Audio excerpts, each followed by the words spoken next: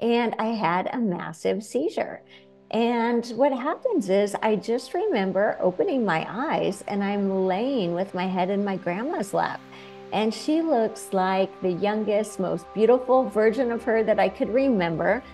And I remember that I'm in this white room. And in this white room, there appear to be solid walls, and yet at the same time, they are alive and breathing, and each cell or molecule in them is radiating light and love. The timelessness is unbelievable because I'm aware, oh, there's no time here. I don't know if I've been here a second, a minute, an hour. I feel this unconditional, blissful love. And as I'm laying there, I look up next to my grandma, and standing next to her is this angel that's about 12 feet tall.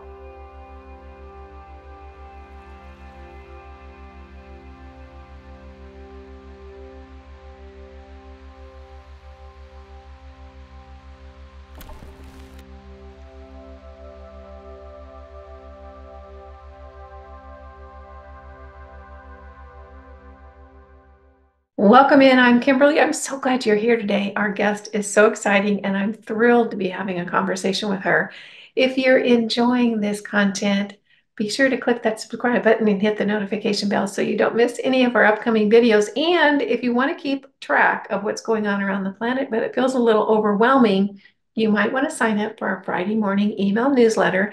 The link is in the description box down below. Every Friday morning, we send out an informative, very short, very sweet, free email newsletter, kind of outlining what we think are the important developments as we work through 2024.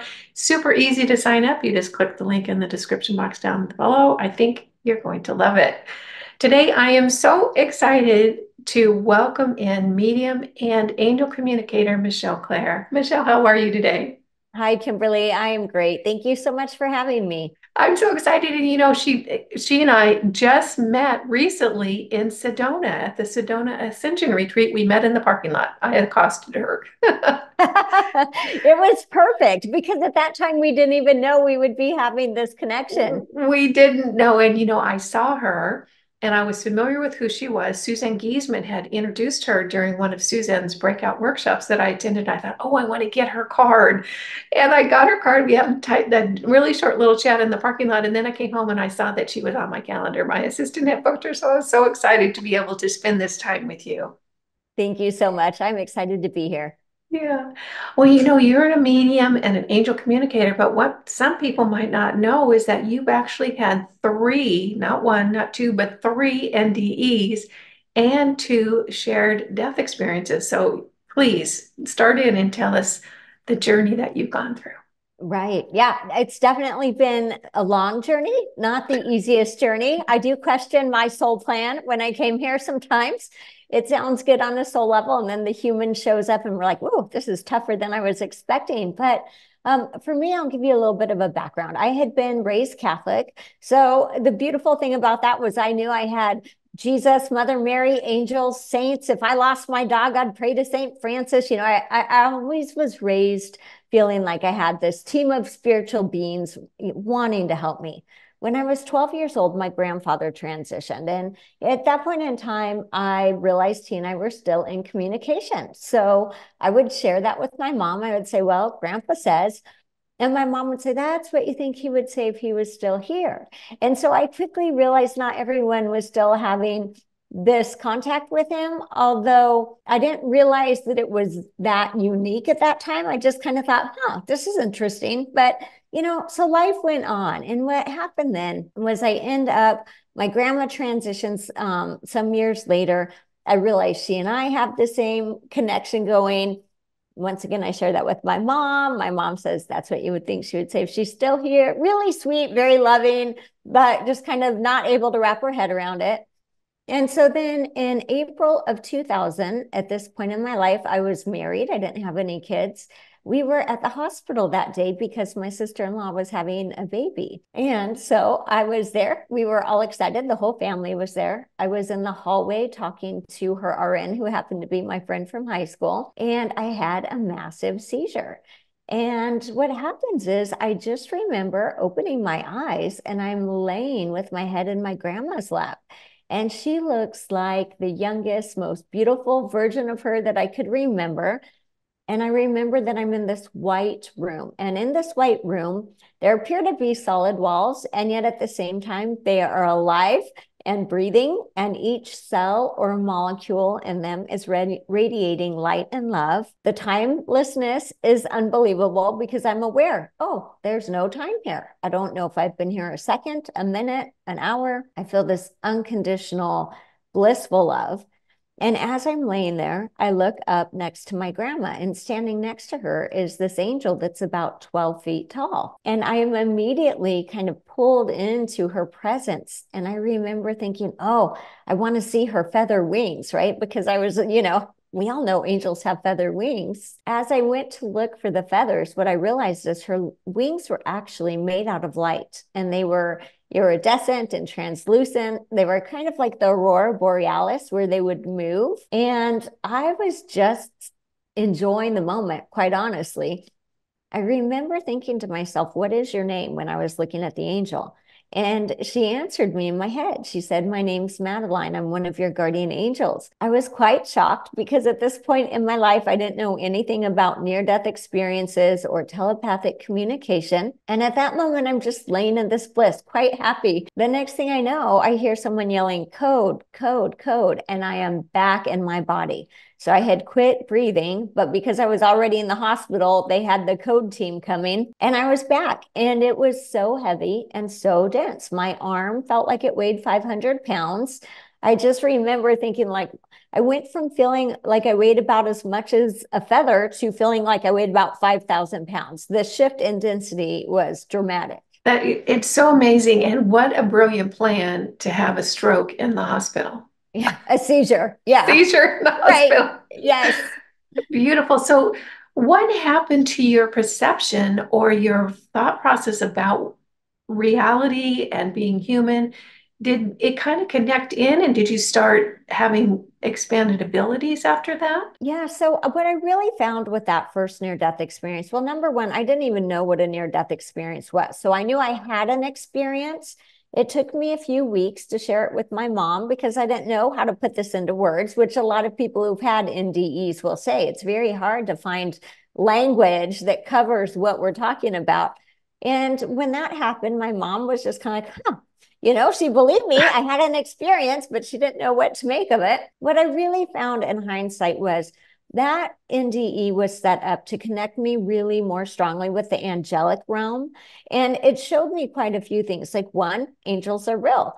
We all have guardian angels. It showed me telepathic communication, which at the time I had no idea existed. It also showed me something really important.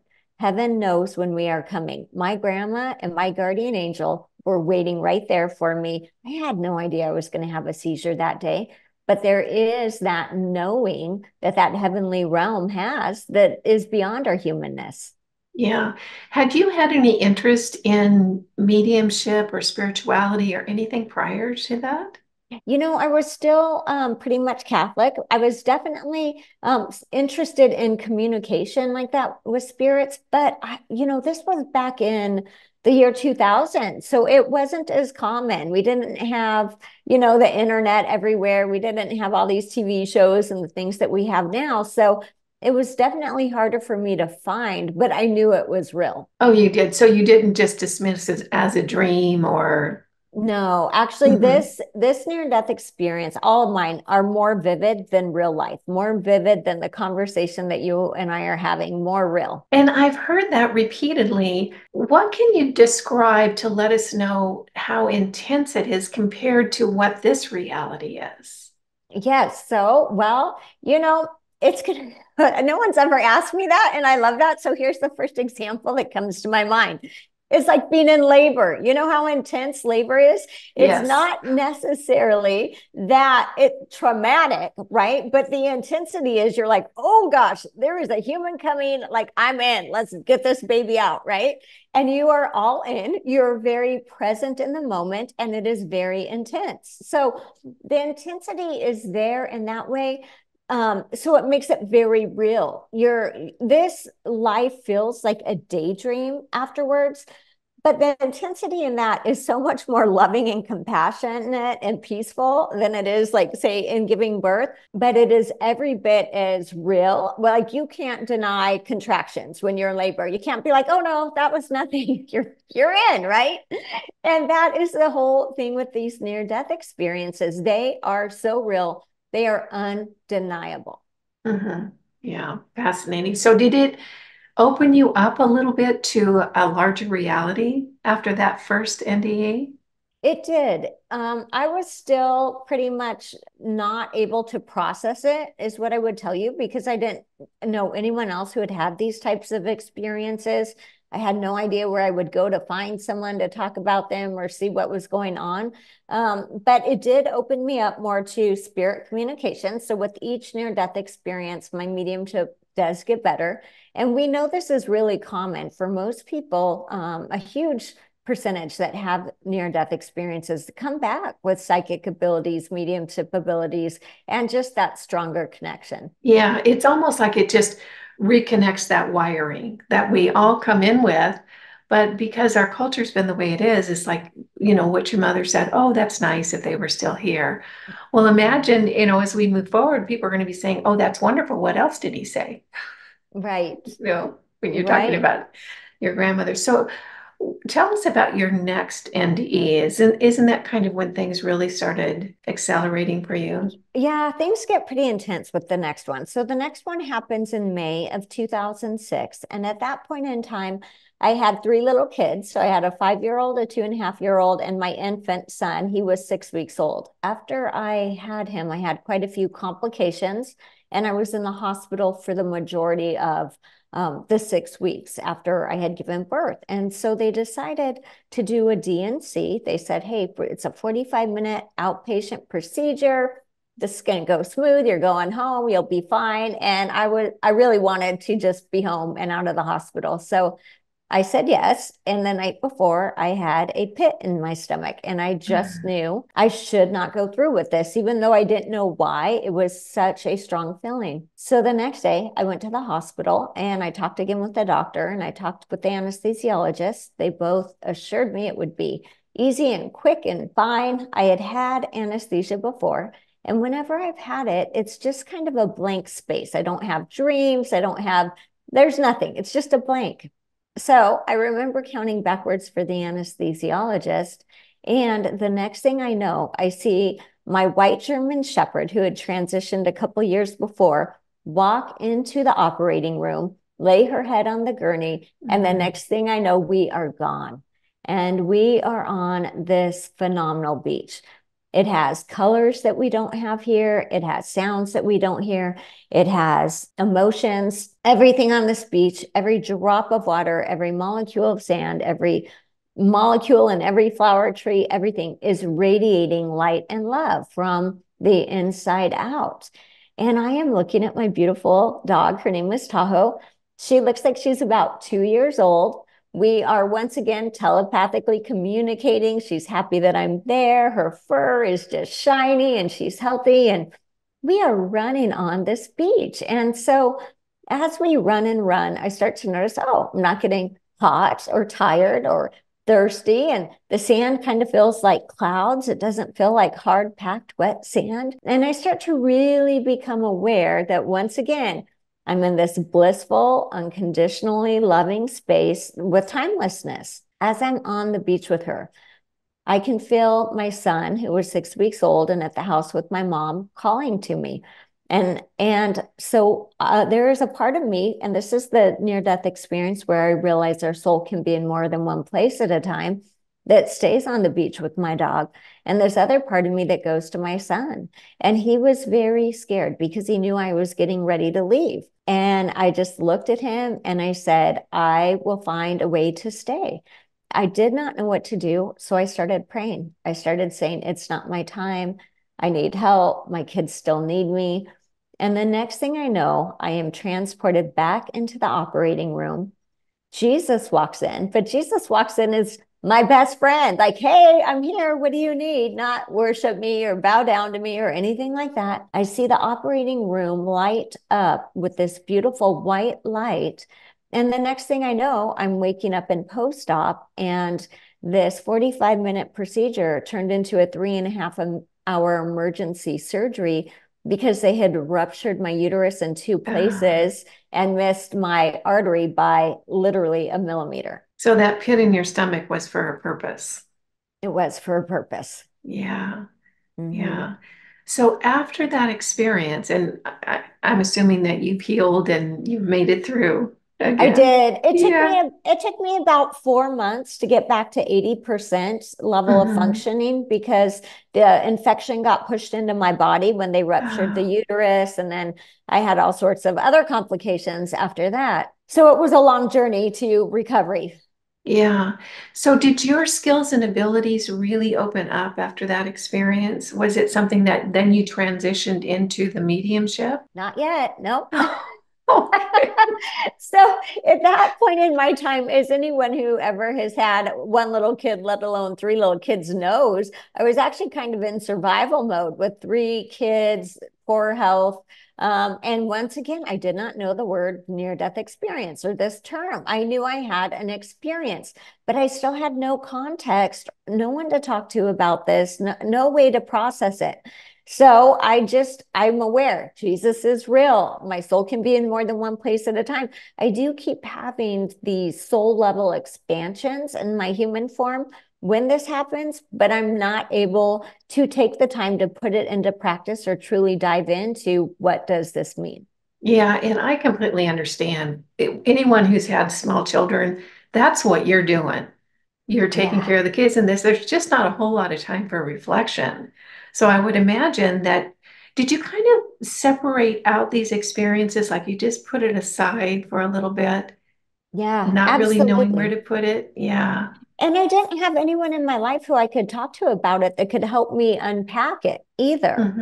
Hmm. So in some ways, it was the most beautiful, magical moments of my life. And they just had to sit there because there was no one I could really share them with or anyone who could help me really comprehend what was happening. Yeah. So how did you move forward? And then you had yet another near-death experience. Right.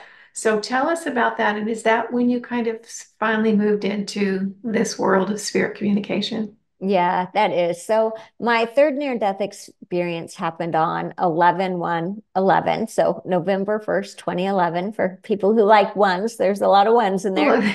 Yeah. um, my kids were older now. My son was 5, my other daughter was 8, and a 10-year-old. So I had, I still had younger kids, but they were able to move around quite well. So I have 14-foot ceilings in my house and about 12 feet off the ground. I have these battery operated candles, and I would just change the batteries in them and, once a month, and they looked really pretty. So my oldest was at school, and I said to my younger two kids, I said, as soon as I get done putting this candle up, we're going to go get your sister. And they said, okay. I remember climbing to the top of the ladder. I felt it start to shift, and Ah, I literally thought, this is going to hurt. And the next thing I knew, I was ripped out of my body, not in a painful way, but fast, like think bungee cord fast, like whew, out. I was turned around. I was standing with these three amazing people. I had never met them. One was an Asian man, one was a Hawaiian man, and one was an Egyptian woman. Never had met them in this life, but they felt like family, friends. They knew me. And as I was standing there with them, once again, I'm in this unconditional love, this timeless space, and I am looking at my body and the ladder frozen in the air. ah, And in this moment, I'm just kind of trying to understand what's happening. They said to me really kindly, they said, what would you like to do? Would you like to stay or would you like to go? And what happened then was this beautiful angel, a different one than the one that was in my first near death experience, comes in dressed in red and gold.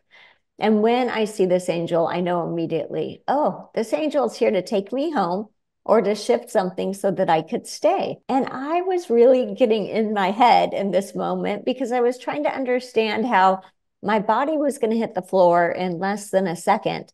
But I literally felt like I had forever to decide if I wanted to stay or if I wanted to go.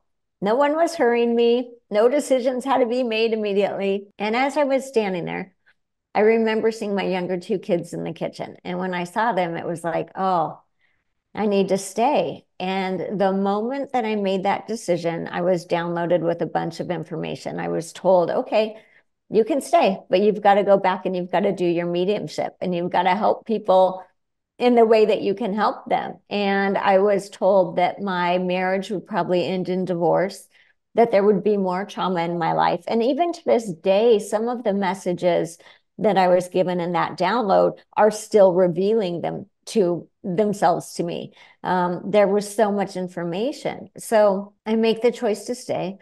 And what happens is I fall and I hit the back of my head on the corner of my granite island. So I had a 5.5-inch skull fracture. I had a brain bleed. I lost my taste and smell and equilibrium. And what they found was I literally survived the fall by 1/2 inch because that was how much I had missed my brainstem by. Oh my gosh. Wow. So tell me how you got help. Your kids were at home. It was just the Right. three of you. Yeah. So what happened then was my daughter ended up calling 911 and help was coming. So this is going to lead into my first big mediumship visit. So I end up in the hospital for at least 10 days. And then I'm able to come home, but severely damaged, not just like, oh, I'm better now. No, it took years to recover. And I'm still recovering actually. But what happens is the end of January, my son, who was 5 years old, he started getting depressed because he had tried to call 911 and his call didn't go through. So he would tell me, my mom, my mother-in-law, he would say, I didn't need to be there. I did nothing to help. And we would say, but Josh, you opened the door. You let the policeman in. You helped. And he was just getting very depressed. And so the end of January, my grandfather, who passed when I was 12, who has never met my son on this earth, came through to me in this huge mediumship visit, talked to me about my accident. And then he said to me, you should get the 911 recording. There's something on there that you should know. Oh my gosh, I just got goosebumps. I know. It was crazy. I didn't even know I could get the 911 recording. So I Yeah. went and I ordered it. It came in about 2 weeks and I put it in the computer to play it. And I hear them say, 911, what's your emergency? And my son, in his little broken voice, says, Sophie, what do I say? And then he laid the phone down. So for a minute and a half, they're trying to get the kid's attention. His call had gone through.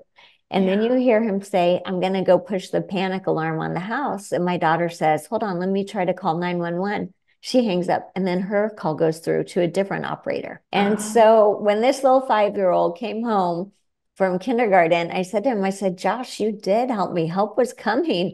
Your call went through. And it was as though I had lifted this 5,000-pound weight off this little boy's shoulders. It literally changed the course of his life, his worthiness, his self-worth that he had helped. And so in that moment, I could not deny the value and the importance of what our loved ones on the other side have to share with us. yeah. I'm curious, looking back now from your vantage point, do you think that you kept having these NDEs to wake you up to your mediumship abilities? In other words, was this your life plan and you just had gotten off course a little bit? I do think that in hindsight, I think that I didn't have to have three. Had I actually just stopped maybe on number one and started really diving into this and exploring it and being open, I tell people now the universe can get your attention either by tapping you on the shoulder or knocking you off a ladder. Like, let's just do it when they tap you on the shoulder, right? So I Yeah. don't think I had to have three, but I think I was very stuck in my humanness. And so knowing that this was really something that my soul wanted to experience in this lifetime, this ability to do mediumship, angel communication, and share and serve in that way, it really did come down to that. And so it's very interesting that in my third one, I was given the choice. It's like, okay, but if you go back, here's what you Oh, need to remember. yeah. Okay. And I can see that now. So when you had that third one and you made the decision to come back, had you learned about mediumship? Had you learned about NDEs at that point? Was it an obvious direction or was it something you kind of had to poke around and figure out what is this that I'm supposed to be doing? Right. So I did not know about near-death experiences still. I just knew here was another experience that I couldn't explain. But I had by this time, thank the Lord, heard about mediumship. And so actually what I did first was I went to a counselor because I was talking to dead people and I was a little nervous about that. And as spirit would have it, it was the perfect counselor. And she said, Michelle, what a gift. Let's get you a mentor. And so that was how it started for me, where I started finding different mediums that I could mentor with, different people that could really help me hone in on how to access this and use it. So did it come on pretty fast for you, would you say, in relation to other people, just because that was what your life purpose was to come in? Pretty fast in a way. And also, it took me decades to get there because because I really did do this the hard way. Like when I meet some of my friends and they say, "Oh, I was born with this," I'm like, "Well, that's amazing. You did it the easy way. You just like opened up." So, it did take even at that. I mean, I trained for years before I started working publicly, and then I spent a whole year telling all my friends, everyone I knew, just send me people I don't know to practice on so that I know I'm getting accurate information.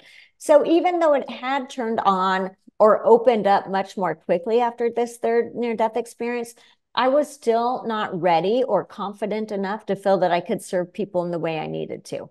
Right. And so how long before you felt comfortable being a professional medium that these skills are real, I really can do this? How long did that take for you? Yeah, it was about 6 years after the Okay. head injury until I was literally ready to serve. Yeah. And how did you manage it? Because I know a lot of times when people open up, they're getting woken up in the middle of the night. People are walking in the bathroom when they're there. It's just Right. it's kind of like a thoroughfare. How did you work with your skill set to get it to a place that it was manageable for you? Here on Earth, it's a different environment than they're in. Yeah. So I mentored with Jamie Clark. I don't know if anyone in your audience knows him, but he was here in the Phoenix area. Anyway, he was really good at showing me in the very beginning. He said, "You need to put some rules and regulations and parameters on this. Do you want them waking you up in the middle of the night? Do you want them coming into the bathroom? Do you want them?" No, I don't want that. He's like, "Okay, then let's put some rules on this so that they are following your rules." Because even though I agreed to do this, it is not spirit does not wake me up in the middle of the night. After I read for a client, their loved ones, angels, life guides go with them. They don't stay in my house. I really Okay. have to be able to function still as a human, as a mom, as a friend, as a dog owner, as a neighbor, whatever these things are in life. And if I constantly had everyone's loved ones, angels, and life guides talking to me, it would actually kind of be debilitating. Yeah. And how did your family and friends react to this? It must have been, I don't know what you were doing professionally prior to this, but it must have been a bit of a left turn. Oh, it was quite the left turn. I was a stay-at-home mom, so I was a homemaker for years. And I will tell you, I lost some friends because Mm. they it didn't go along with their belief system, which is really kind of challenging because they knew my soul, they knew who I was. Like the core of the Michelle that I was didn't change, but now I had this huge add-on that I really was passionate about. So there were certainly friends that exited my life. And then actually, my ex-husband could never get on board with it either. And so one of the things that my life guide said that my marriage would end in divorce was accurate. After 25 years, my marriage did end in divorce because every step that I took to follow my life path was hard on him. He had a hard time just comprehending it, I guess I would say. And as we were talking through the divorce, he literally said to me, "Well, I didn't know I married a medium." And I said, "I didn't know you did either." Because at that point in my life, I didn't know. So Mhm. there were definitely challenges and, loss and trauma that came along with following my soul's purpose and my agreement with God that I would come back and work as a medium to come Yeah. back to raise my kids. Yeah, you definitely did not pick an easy one. No, It's you've never got a, to, yeah, life path number 11 in numerology, not necessarily the easiest life path. no, my gosh. And it keeps getting more challenging. And then I know that you had a very profound experience with someone that you loved very dearly. Yeah. So, I mean, as far as my life guides, once again, they were right. There will be more trauma to come. There was. So after going through the divorce, fell in love again, and I met an amazing man, and we were literally planning our future together. And in August, he took his life. So he passed by suicide. And that was extremely traumatic. Yeah. And he actually came to you first, didn't he? Yeah, that was actually how I found out that he had transitioned. So I knew he had depression. But I will tell you at this point in his life, even his ex and his kids and everyone will say, like, we never had seen him happier. So he was doing a very good job putting on a happy face. Although I do think he was happy, but what we know about people who deal with suicide is sometimes it's the split second decision, right? And so he had depression, and there had been times where he had just been like, hey, I'm turning off my phone, turning off my computer. I need to stay in bed for 3 days. Okay. And I was very respectful of that because he would sleep it off or work through it. And, it didn't happen that often, but it had happened a couple of times. So once again, I was out of town when this happened, and I had texted with him what we know now, maybe just a couple hours prior. And he literally was like, oh my gosh, I had this great meeting at work. It was all upbeat and positive. And when I get home that evening, I was texting and he didn't respond. And I thought, well, maybe he's busy at work. He was supposed to be busy at work. Didn't hear from him that night. So then I started thinking, oh, I wonder if he's having depression. I called his work the next day because he wasn't answering his phone or anything. And they said he had called in sick. So I drove by his place and I saw his car there, his daughter's car.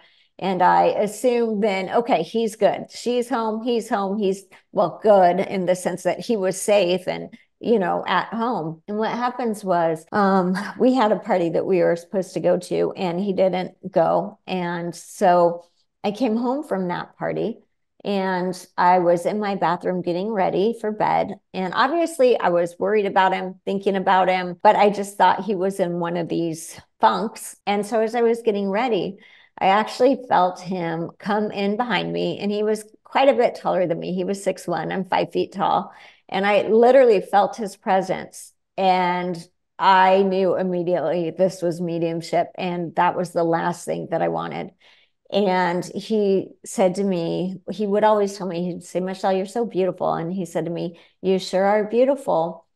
And I just started to literally lose it emotionally, physically, and because I knew what this was. And I was saying, this isn't real. This isn't real. And I got to my bed because I physically could not stand. It was like my body was just shaking and convulsing. And I get to my bed and I lay down and I feel him come in. He lays down behind me and he puts his arm over me and he said, I wanted to be the one to tell you. And that was how I found out that he had transitioned. Well, it's a combination of a hard way to find out and a beautiful way to find out. Yeah. You know, Yeah, I mean, it's very much both bittersweet. hmm I don't know anyone else who's necessarily had that experience. But what I will say is it does show that our loved ones are still connected to us immediately after they Yeah. pass. It does show that they care, that they know, that they love us, that relationship is eternal. And they're right there. He was right there. They're right there. And it's just our perception to be able to connect. What a gift, in a way. And I know how painful that is. I can't even imagine, but to be able to know he's okay and to sense his love and to sense his presence. I mean, that's a lot for a human life. It is. And I think one of the big things that is part of my mission to share now is that there's a lot of stigma around suicide. And there's a lot of people who will say, oh, if you took your life, you're going to hell, or things like this. And Yeah. and really what it has, I already knew this because I'd been working for years as a medium, but it's just even more validation for people when they find out how I found out how he transitioned. He didn't come in from this hellish space. He came in from the light. He came in from the love. He was literally welcomed home and loved just like anyone else who would have transitioned any other way. And so I Mhm. hope that part of this message that people will take to heart is if your loved one has transitioned by suicide, still have no doubt that they're not in that beautiful, blissful, loving space. It's home. It is home. And when thinking about people that we have lost, there's this sadness for them. They're fine. Mm-hmm. They're fine. They're doing wonderful. We're the ones that have to deal with the loss and the pain and the just not having them there, Right. missing them in the physical. We can definitely know that they're always there. They're waiting for us. But by golly, I'd sure like to sit down and just hug up with you or something right Oh, now.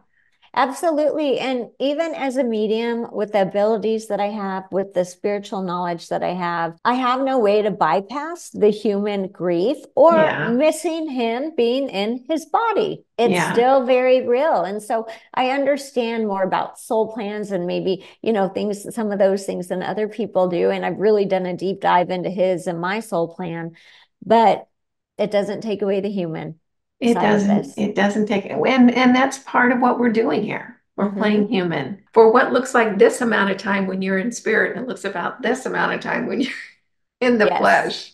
Yeah. Right. So you are very connected to the angelic realm. Can you share with us what that must feel like? It must be an extraordinarily wonderful feeling when they come in to just feel that energy. Yeah, it's very euphoric, but I find that very often even in mediumship readings because I get to connect with heaven. I get to connect with that heavenly energy, right? So it always comes in euphoric and quite beautiful. But one of the things I love about our angels, Jesus, your life guides, this whole spirit team that you have around you, they have a sense of humor. Humans take life and our connection with spirit so seriously. And Yes, the we do. angels, yes, we do. And the angels will come in and laugh and they will lighten it up. And they will also help me with my clients to say, look, we need to go back to this situation when they were 7 and really re-examine that because they've taken on a negative belief pattern from them. And the other thing with our angels is everybody always says, what is my angel's name? A lot of times I don't get the angels or the life guides names because especially for angels, their names very often tend to be like a tone or a frequency or some, Okay. 85 syllable something. But because of that, the angels have always said to me, just tell them to give us a name. We will respond to that. So I think of them often like puppies. Your puppy does not care what you name it. You bring him home, you name him Fred or Sunshine or whatever you're going to name him, and they just start coming to that answer. So with our angels, with our life guides, give them a name, give them a frequency to respond to so that they know they are in direct connection with you. What I've really found too about angels is everyone has at least one. People will have more than one angel. When we are starting special things in our life, like if you're starting a business, you will have angels that specialize in starting a business that will come in to assist you on your team, or you will have, depending on maybe you're becoming a parent for the first time or whatever these things are that you're wanting to do, that heavenly support is, wow, it's amazing. And it's there for all of us. That's something I didn't recognize or realize. I know that we all have spirit guides, and those are our little team on the other side that kind of help us along the way, generally 2 or 3, it seems like. But I didn't know that we had specific angels for a lifetime or a challenge or this and that. So we actually do. Yes, we do. All humans have at least one guardian angel assigned to them for their lifetime. Many have more than that. Our animals have guardian angels. They need help Mhm. navigating this world and this life too. And then what will happen is we'll have other angels also that will join the team. So what's the difference in the skills and abilities or the duties or tasks between a spirit guide and an angel? Yeah, so that's a great question, and I'm going to use my NDEs to explain it. In my third NDE, my life guides, literally, or life guides or spirit guides, I use that term interchangeably, were the ones who said to me, "Are you going to stay or are you going to go?" They are the ones that deal with the matter of life or death, right? Or Okay. keeping you on your plan. They remember my soul's mission, my calling, my purpose that I set in place before I came in. My angel was the one who was going to move my head to keep me here. So I think of angels as loving and protective and the ones that are shifting energies. I think of life guides a little bit as the school teachers of like, do your homework. Here's another option. Get that done. Let me remind you why you're here. So although they come with this very benevolent love, they also are the ones that are like trying to keep you on track for your soul's highest good.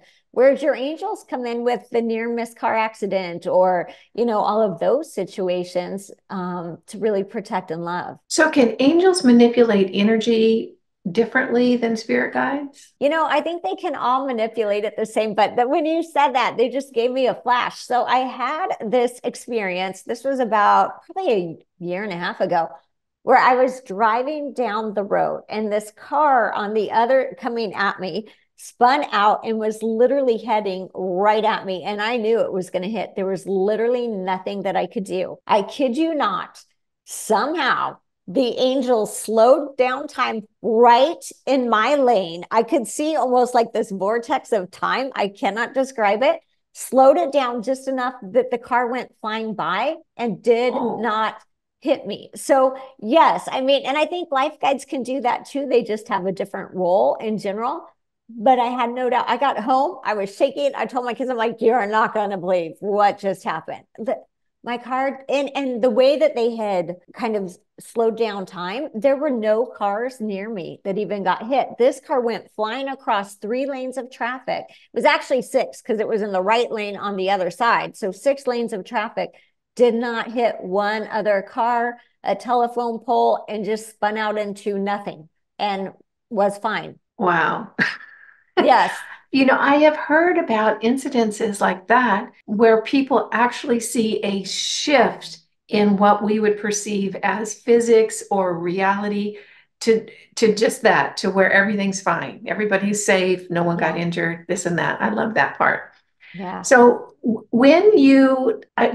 want you to talk about, you definitely have a very, specific life plan. I mean, it's specific in that you were really going to take quite the turn into mediumship. So you sat down, or what happens before we incarnate is that there's a lot of discussion with guides about what's going to happen. So do you think that these NDEs were kind of, like plan B if you don't get on the track? Like how do you think this unfolded for you, and how could it have unfolded differently?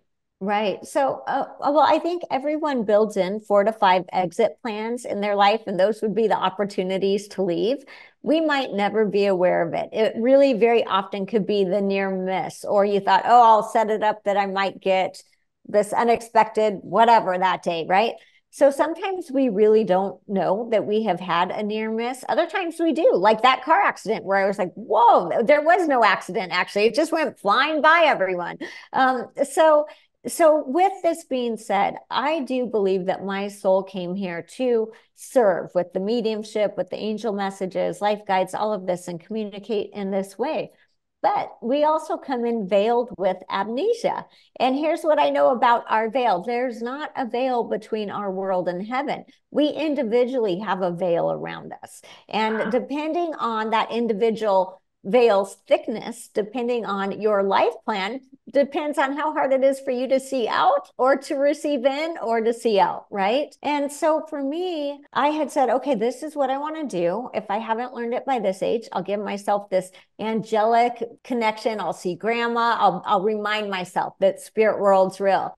And if I still don't get it, then I'll give myself this opportunity. And then in that third one, it was really like came down to okay, it's now or never. You are committing to doing what you want to do on a soul level, or it's time to go home. And so very often the universe keeps giving us opportunities to remember who we are. But hopefully most people make it easier on themselves than I did on myself. Yeah, well, you definitely signed up for some tough stuff, that's for sure.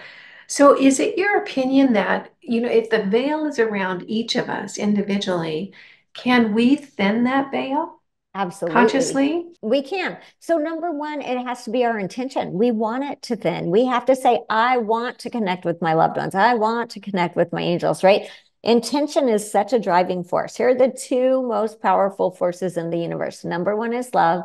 Number two is intention. And when you wrap something with love and you set an intention around it, it becomes very unstoppable and in a beautiful way, right? So for the individual who wants to connect more with their loved ones, their life guides, their own soul, whatever we want to see this as, God, source, the divine, we need to set that intention. And then we need to start opening our mind, because really we have this conditioning that tends to keep us pretty small. My head was literally cracked open to break open my conditioning and my thought pattern to let room for more emerge. Yeah. So when you work with clients, do you offer the option to either talk with their loved ones in spirit or connect with angels? I do. So usually when someone comes to me, I say, this is what I do. I connect with angels, loved ones in spirit, life guides, psychic information, or medical intuition. And a lot of times my clients will have a list of questions already, and we can kind of divide up their time so they get a little bit of everything. Other times they'll come to me and they'll be like, I just need to talk to my loved one.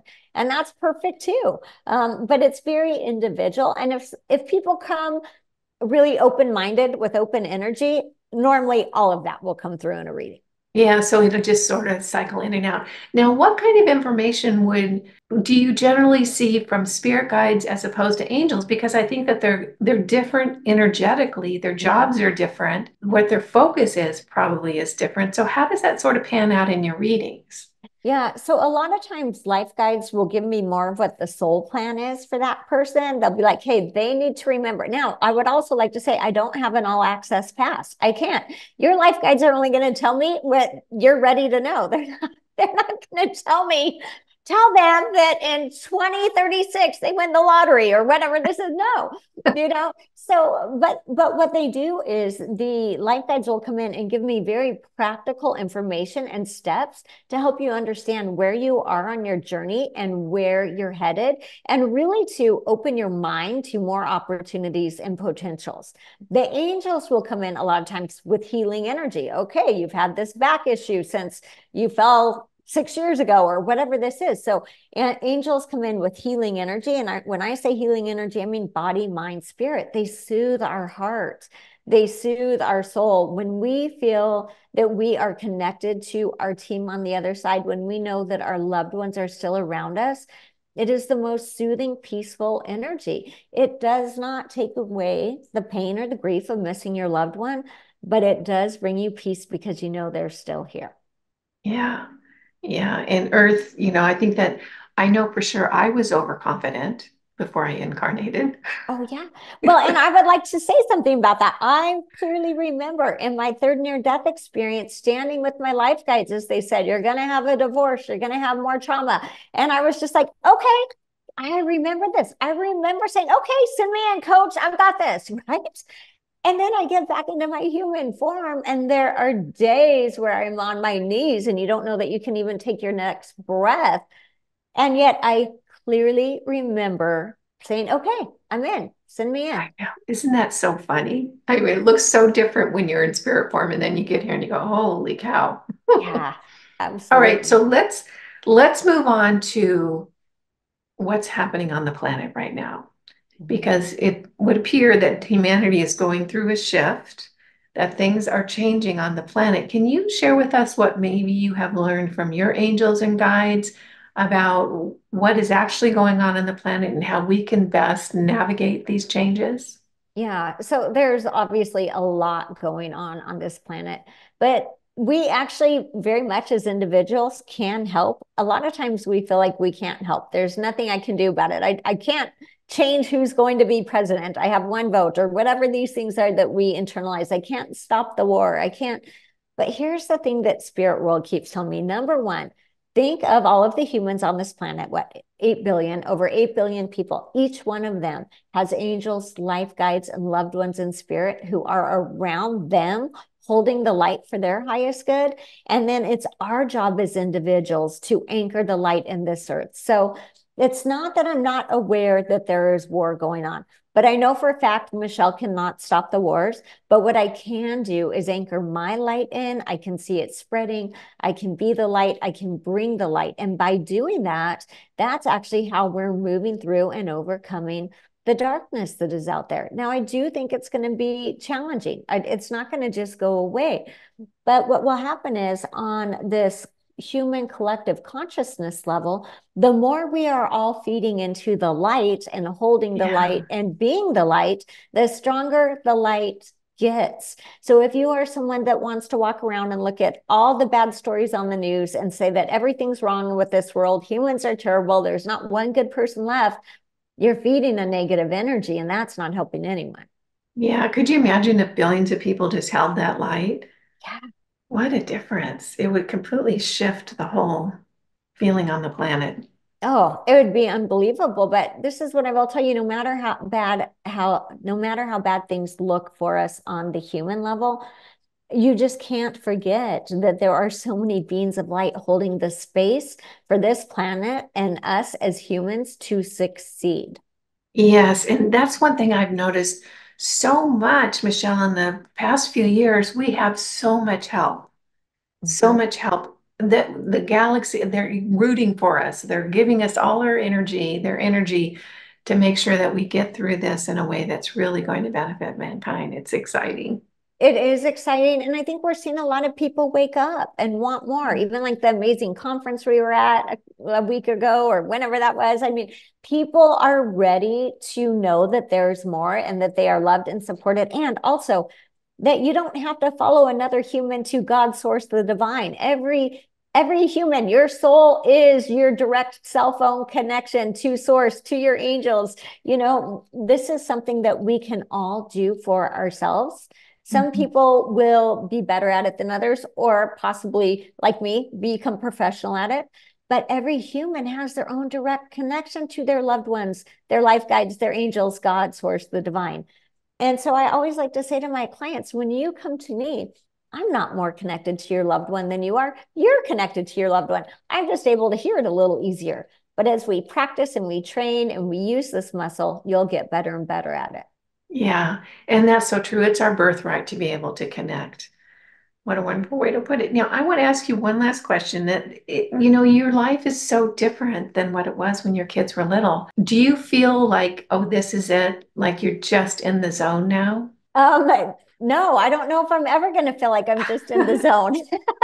But this is what I would say. I love my life. I love, in hindsight, I will tell you this. I love that I got to be a stay-at-home mom and be there for my kids until they got older and were able to be more independent. And now my youngest is getting ready to graduate high school. So I'm about to, they are moving on with their lives in those ways that we want them to.